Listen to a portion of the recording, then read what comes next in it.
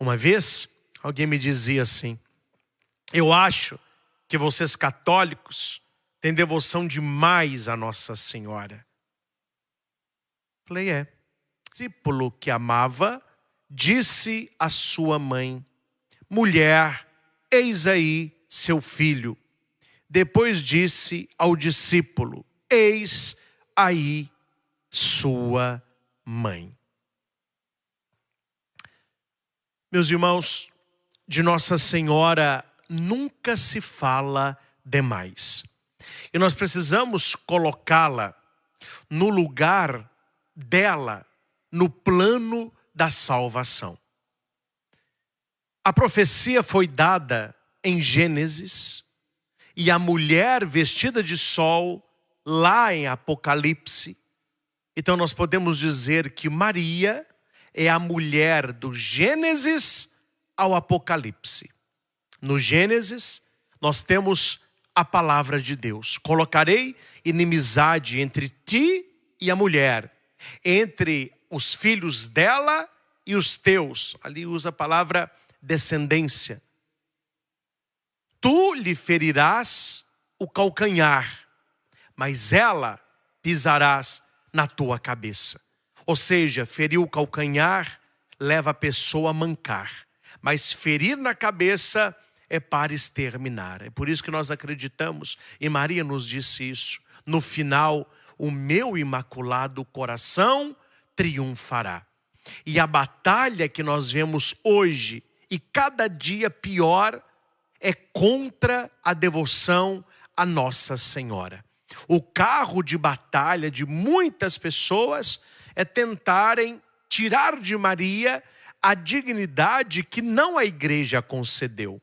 Há muitas pessoas que pensam na sua inocência, na sua falta de oração e de um estudo sério, de entenderem que a dignidade de Maria, ela é bíblica.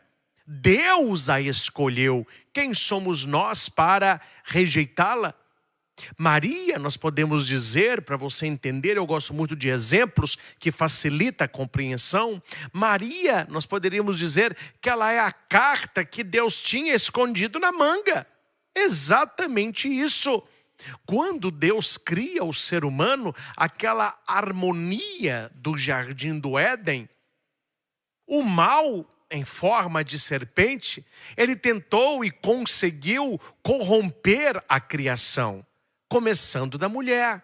Então veja, ele levou Eva na lábia, foi na conversa que o diabo conseguiu com Eva o que ele não pode conseguir comigo nem com você, e que ele não conseguiu com Maria.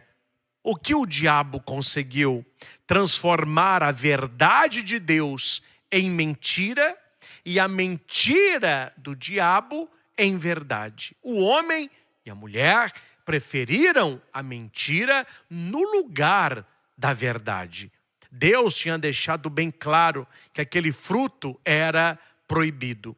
E para você que ler Bíblia, e nós precisamos conhecer a palavra de Deus, eu falo que eu sou um apaixonado pela Sagrada Escritura e não me canso de estudar, e cada texto que eu leio e releio e estudo, ele é como se fosse uma explosão de ideias. Ali a própria revelação. Então quando você ler o texto de Gênesis, leia com atenção que a ordem para não comer do fruto não foi dada para Eva, ela foi dada para Adão. Adão sabia da ordem. Depois da ordem dada, é que Deus da costela faz Eva, companheira, parceira, não da cabeça, porque ela não era superior, não dos pés, que ela não é menos, costela, andar do lado, parceria, submissão, está na missão de Adão, né? Mas ali nós vemos uma Eva que abre as portas ao pecado e à perdição. Ela não conseguiu ser fiel, ela foi desobediente. Ela quis ser como Deus, conhecedora do bem e do mal. Isso foi uma tragédia. Me desculpe aqui a palavra, mas isso foi uma desgraça. Por que que aquele fruto ele era proibido? Muito simples. Porque quem define o bem e o mal é Deus. É Deus quem vai nos dizer, isso faz bem e isso faz mal. Quando o ser humano usurpa aquele fruto proibido, ele passou a conhecer o bem e o mal. Então hoje nós temos os seres humanos que arroga para ele mesmo o que é bem e o que é mal. E na sociedade que estamos, altamente relativista, hedonista, materialista, não existe mais verdade. O que para você é verdade, para mim não é, não tem problema. Viva a sua verdade. O importante é aceitar tudo e todos sem um processo de conversão, de metanoia, de volta. Então, meus irmãos, para nós entendermos Maria, para nós entendermos o mistério de Maria, nós precisamos entender o que aconteceu com Eva e o que aconteceu depois disso. O anjo expulsa do paraíso Adão e Eva, a mulher foi condenada às dores, o homem ao trabalho, e o anjo então fechou a porta do paraíso. E a árvore da vida foi proibida que eles comessem. Eles foram expulsos do paraíso antes de comerem a árvore da vida. No plano da salvação, Deus sabia o que ele faria. O diabo não. O diabo achou, na sua astúcia, que ele tinha destruído o plano de Deus e que a humanidade estava perdida e condenada ao caos. Por que eu dizia há pouco que Maria era a carta na manga de Deus? Porque todo homem e mulher que nascia, eles nasciam sobre o jugo do pecado, o pecado original. Existe o pecado original, originante, e o pecado original, originado. Qual é o originante? Foi o primeiro. Porque quando Adão e Eva pecaram, com eles toda a humanidade pecou. Por isso, a necessidade do batismo na tenra idade. A criança nasceu, o mais rápido possível, batize, porque ela já traz esse rastro do pecado original. E quando nós, no uso da razão, sabemos aquilo que é certo e optamos por aquilo que é errado, ali acontece o meu e o seu pecado original. Não o originante, que foi dos nossos primeiros pais no paraíso, mas originado, porque nós não somos pecadores porque pecamos. Nós pecamos porque nós somos pecadores. Nós trazemos esta lepra espiritual e a nossa luta é contra isso. Como vai dizer São Paulo, eu não consigo fazer o bem que eu quero e eu pratico o mal que eu não quero. Então, Satanás achou que toda a humanidade estava fadada ao fracasso, porque todos eram pecadores. Qual foi a carta na manga de Deus? Maria, concebida sem pecado original. Deus guardou todo o seu amor e ele centrou todo o seu amor em Maria, que não é deusa. Maria não é deusa, mas ela foi escolhida por Deus para participar de maneira ativa no plano da salvação. Por isso que nós falamos que Nossa Senhora, ela tem um relacionamento intrínseco e íntimo com a Santíssima Trindade. Ela é filha de Deus Pai. Ela é mãe de Deus Filho. E ela é esposa do Espírito Santo. Então aquela menina gerada no útero de Ana e o seu papai Joaquim, ela foi preservada do pecado original. E aqui, meus irmãos, eu já abro um parênteses. Principalmente os não católicos e tristemente os anticatólicos, eles vão dizer que Maria é uma mulher qualquer. É uma mulher igual a outra qualquer. Mas é interessante que eu não vejo o anjo visitando uma outra mulher qualquer, apenas a esta, porque ela foi preservada do pecado original, não porque ela é exceção. Há pessoas que vão dizer, mas por que Maria foi preservada do pecado? Por que Deus fez isso? Que exceção que ela teve? Por que essa mulher para o catolicismo é tão assim exaltada? É porque você não entendeu como que a coisa funciona. Maria não é exceção, ela é regra. Exceção somos nós. Exceção somos nós, que vivemos no pecado dos nossos pais antepassados, porque o sonho de Deus se concretiza em Maria. Tanto é que quando o anjo a saúda, ele vai dizer ave.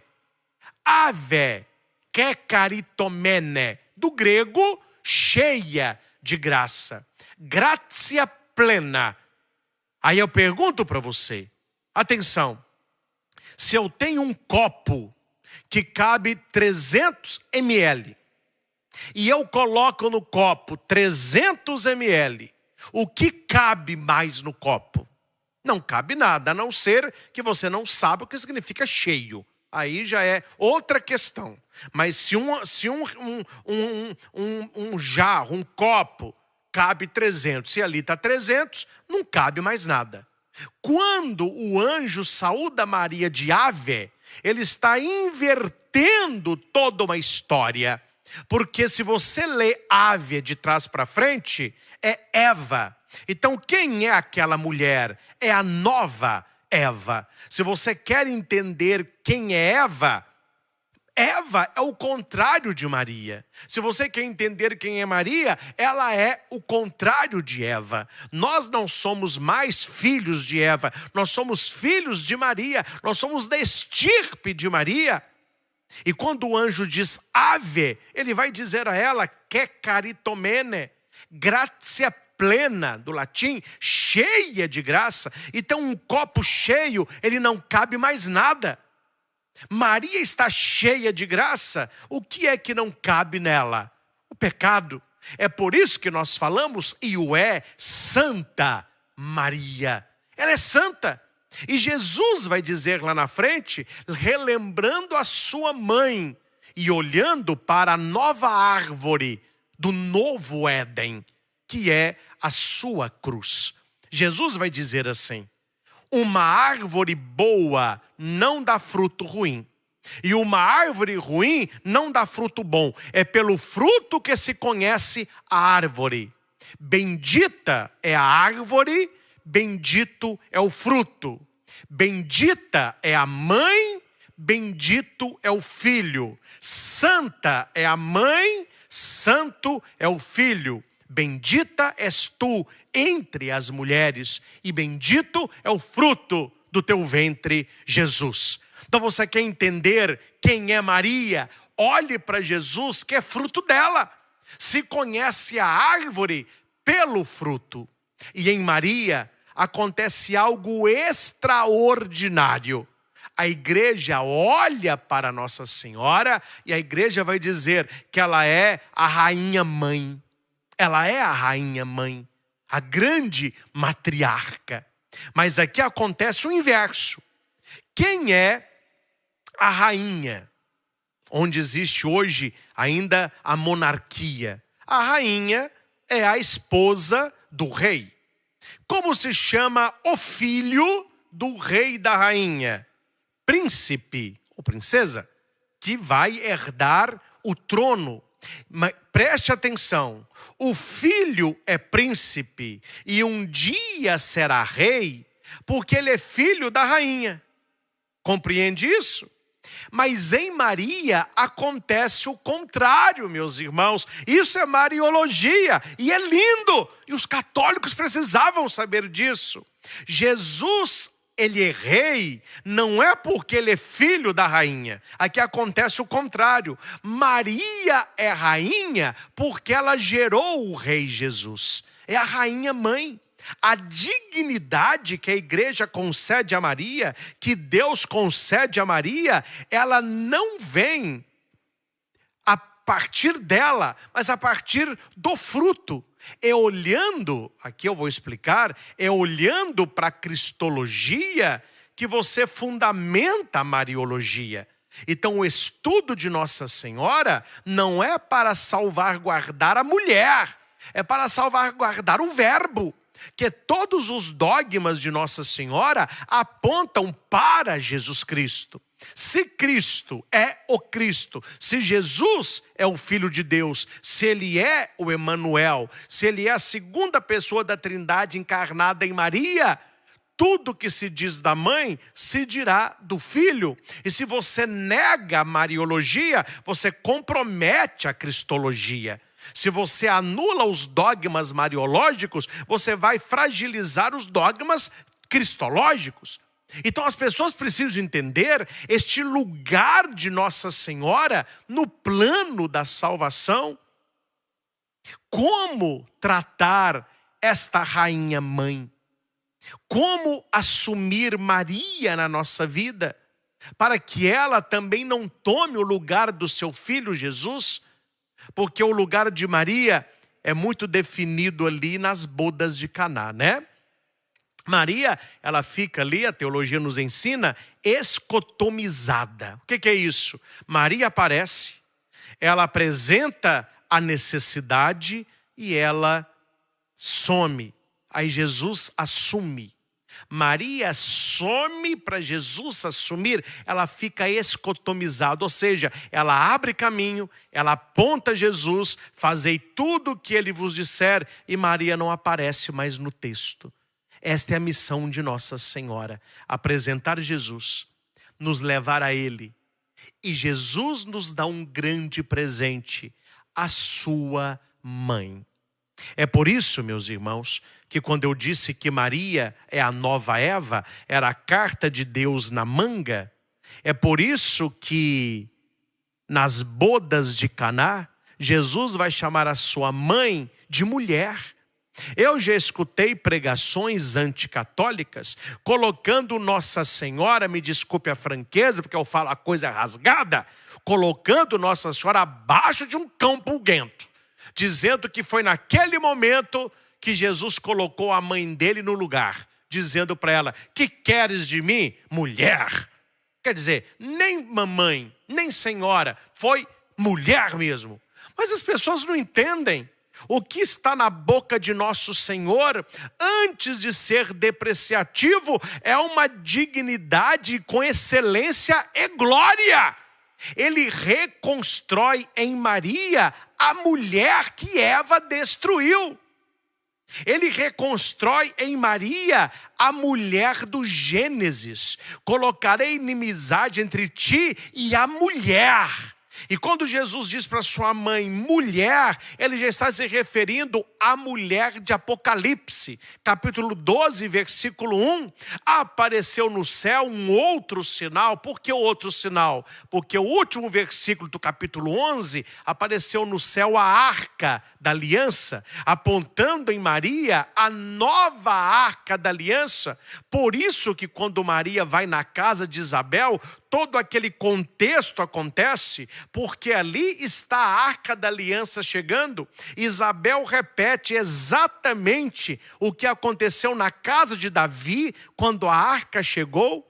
O profeta esconde a arca para que ela não fosse vandalizada. E quando eles perguntaram, onde você escondeu a arca? Ele respondeu, a arca está escondida e não será revelada.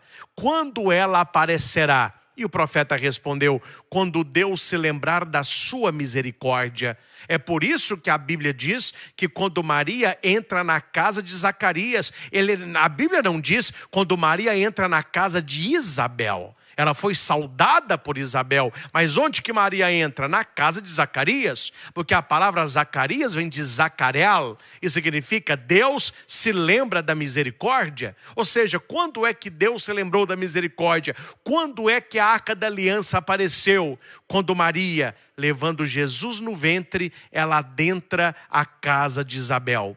Isabel fica repleta do Espírito Santo, e ela vai dizer, de onde me vem a graça que a mãe do meu Senhor, que a mãe do meu Deus me venha visitar? Quando a tua saudação chegou ao meu ouvido, qual saudação de Maria? Shalom Adonai, era a saudação do judeu. Maria disse, Shalom Adonai, ou seja, eu te desejo o melhor de Deus. A criança estremeceu no meu ventre. Do grego, a criança pulou, dançou, bailou no meu ventre. Uma analogia clara a Davi. Então veja o contexto, e aqui, meus irmãos, aprenda uma coisa: quem tem o Espírito Santo, quem está cheio do Espírito Santo, vai de olhar para Maria e vai dizer, a mãe do meu Senhor. É por isso que há muitas pessoas que eu fico pensando, que ao invés do Espírito Santo, estão o espírito de porco. Porque olham para Nossa Senhora e a veem como algo a ser combatida, e não imitada, venerada, respeitada e amada. Isabel nos ensina, ela está cheia do Espírito Santo. Aquele Espírito Santo que estava no coração de Maria, plenifica Isabel. E ela olha e diz, bendita é a mãe, bendito é o filho, que honra recebê-la na minha casa. Se nós temos o Espírito Santo, receber Maria será uma honra. E quando diz a mulher, voltei para bodas de Caná, a mulher vestida de sol, ou seja, vestida de Deus, tendo a lua sobre os seus pés. Maria não tem luz própria. A luz de Maria vem do sol, que é Jesus. A lua não tem luz própria. Por que ela brilha na escuridão? Porque a luz que está na lua vem do sol. A luz que está em Maria vem de Jesus. Ela tinha uma coroa de 12 estrelas. Por que 12 estrelas? A regeneração e a reconstrução da primeira aliança nas 12 tribos de Israel. E simboliza a igreja apostólica, de que ela é mãe nos 12 apóstolos. Então veja que aquela mulher que Jesus diz nas bodas de Caná é a mulher do Gênesis ao Apocalipse. É a mulher ativa, inteligente e ao mesmo tempo aberta. Eis aqui a serva, eis aqui a escrava. Não tenho direito nenhum, não tenho vontade nenhum. Faça-se na minha vida segundo a tua palavra. Meus irmãos, eu fico imaginando, e tem músicas e poemas e obras de arte. As pinturas mais famosas da cristandade é da Anunciação. Isso intriga o ser humano até hoje. Há uma música bonita que diz que o anjo, quando apareceu para Nossa Senhora, o anjo, ele tremia os lábios, ele tremia perante a santidade daquela mulher. Oh, meus irmãos, nós temos que ter humildade e nos colocarmos no nosso lugar. Há pessoas que não sabem o lugar dela, não. Como que tem gente atrevida e folgada nesse mundo? Gente, se um anjo, pensa comigo, é só você pensar, gente. Usa isso aqui, ó. Não basta ter não, tem que usar. Se um anjo saudou Maria, se um anjo se ajoelha na presença de Maria, um anjo que é um ser perfeitíssimo, um ser do céu, que adora a Deus, que o vê face a face, ele saúda Maria. Quem somos nós para não saudá-la? Nós somos melhores que um anjo, um mensageiro de Deus. Isabel, cheia do Espírito, saúda Maria. Nós somos melhores que a própria Santa Isabel. O nosso Espírito Santo é mais do que esteve nela. São José, quando vê Maria grávida, a repudia. Eu não te toquei. Como que você está grávida? Então ele a renuncia e a repudia em silêncio. O anjo vai dizer a José, não temas receber Maria, o que nela foi concebido é obra do Espírito. O anjo disse para José, não temas receber Maria como esposa. E o anjo diz a nós, não temas receber Maria como mãe. Tudo que foi feito nela é obra do Espírito Santo. Meus irmãos, nós somos melhores que o arcanjo Gabriel, nós somos melhores que Santa Isabel, nós somos melhores que São José. Alguém me perguntou certa vez, como que eu devo tratar Nossa Senhora? Trate Maria como a Bíblia nos ensina. E seja um evangélico de verdade, não selecionando versículos, mas lendo a Bíblia inteira. Aquele que é evangélico de verdade, nós o somos, ele vai ler no Magnífica quando Nossa Senhora diz, a minha alma engrandece o Senhor, exulta meu espírito em Deus meu Salvador, porque ele olhou para a humildade de sua serva. Olha a humildade da mãe. A mãe, a rainha mãe, precisou ser redimida. O meu filho, ele é o meu Salvador. O Senhor fez em mim grandes coisas, e santo é o seu nome. Doravante, todas as gerações me chamarão de bem-aventurada. Quando é que eu chamo Maria de bem-aventurada? Quando eu rezo a Ave Maria. Quando eu rezo o Santo Terço. Quando eu medito o Santo Rosário. Colocarei inimizade entre a tua geração e a geração dela. Bendita a geração que olha para Maria e a reconhece como bendita. Percorrendo a história de Nossa Senhora, eu não vou aqui dizer tudo que poderia, senão eu estou dando quase uma aula de Mariologia, né? Mas nós vamos para o tema. E tudo que eu disse é para você entender melhor este tema. Porque para chegarmos, para recebermos Maria lá no pé da cruz, nós devemos entender quem é aquele que está na cruz, por que ele está na cruz e o que simboliza a cruz. Gente, a cena, ela é espelhada. Não sei se você já ouviu isso na interpretação bíblica. O que é cena espelhada? Você olha para o Antigo Testamento, você olha para o Novo Testamento e as cenas, elas se repetem de maneira espelhada. Porém, no Novo Testamento, de maneira plena em Jesus Cristo. Qual a cena? Atenção! Qual a cena que está se repetindo de maneira espelhada no Calvário? O Jardim do Éden. Eva está olhando para o fruto proibido, a árvore proibida. Maria está aos pés de uma árvore, a árvore da cruz.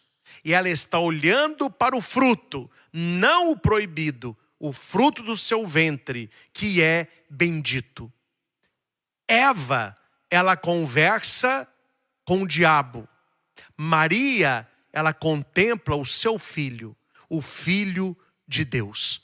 Veja que com a morte redentora de Cristo, Jesus transforma o Calvário em paraíso.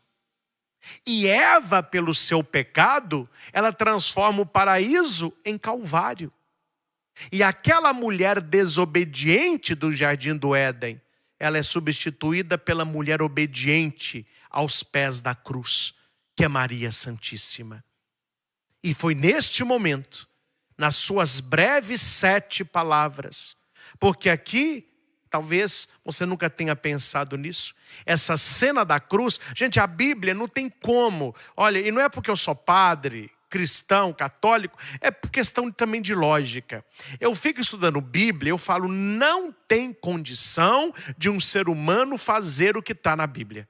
Escritores diferentes, um longe do outro séculos, e os textos todos se harmonizam. É impossível uma pessoa ter a ideia de escrever isso aqui.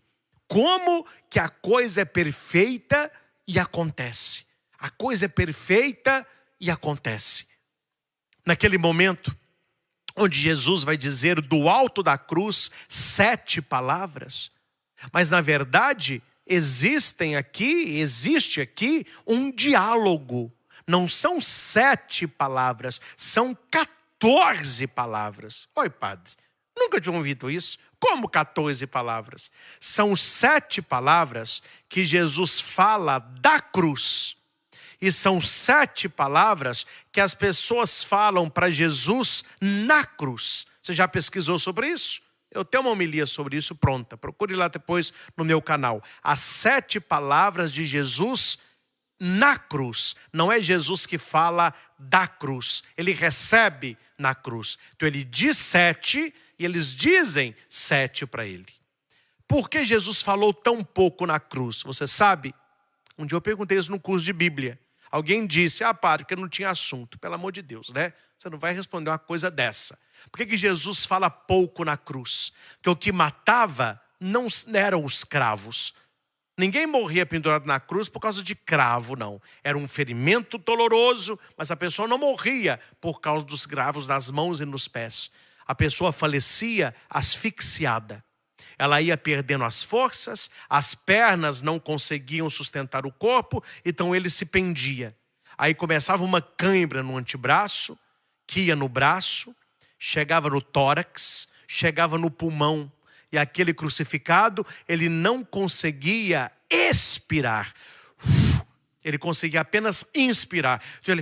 E ali ele morria asfixiado. Agora você entende por que o bom e o mau ladrão tiveram as pernas quebradas, para que eles não pudessem se erguer para respirar. Sem as pernas quebradas, eles ficariam pendurados e ali morreriam rapidamente. O que Jesus falou apenas 7 vezes? Que ele tinha que pegar a sua força, o restinho da sua força, se erguer na cruz e falar. Depois que ele falava, ele pendia novamente. Não se esqueça que ele está vindo de uma flagelação cruel. Ele levou 40 chibatadas menos uma, é assim que o judeu diz, 40 menos uma, e ele caiu 3 vezes, nem carregar o patímbulo ele estava tendo força. Quer dizer, um homem entregue às dores. E nessas 7 palavras de Jesus, as 7 últimas palavras de Jesus, uma, ele se preocupa com a sua mãe.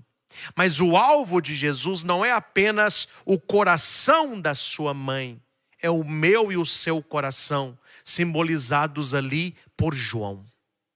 Jesus sabia que a sua mãe ficaria desfalida. Claro, meus irmãos, lógico, os discípulos a acolheriam.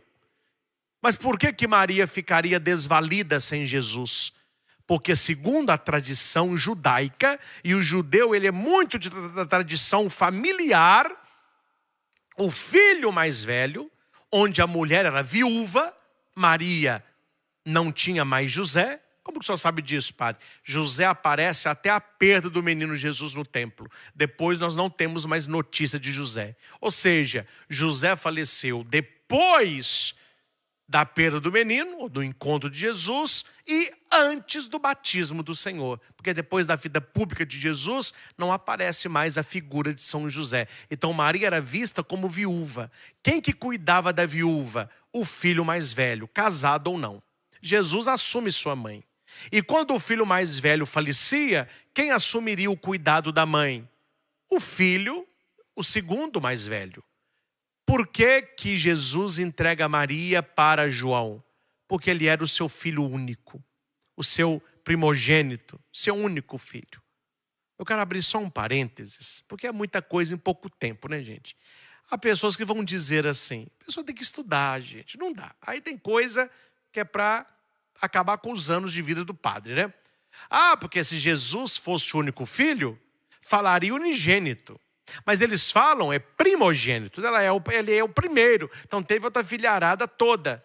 Mas na Bíblia diz que uma mulher faleceu a dar à luz o seu primogênito. Ou seja, por este raciocínio, a mulher deu à luz depois de morta. Então depois que ela morreu, ela teve 2, 3, 4 filhos. Então Jesus é o unigênito filho de Maria. E é o primogênito para indicar a herança, o legado. Então ali, Maria, ela está aos pés da cruz. Ela só tem Jesus. E Jesus tinha Maria e o seu pai. E ali acontece o grande presente. Jesus olha para a mãe, ele olha para o discípulo amado, e no Evangelho de João, ele não escreve João, ele escreve sempre o discípulo amado, porque ele é a igreja.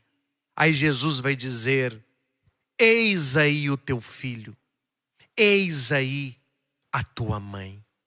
Meus irmãos, quem é João aos pés da cruz hoje? Eu e você, a igreja. E a Bíblia diz que daquele momento em diante, João recebeu Maria em casa.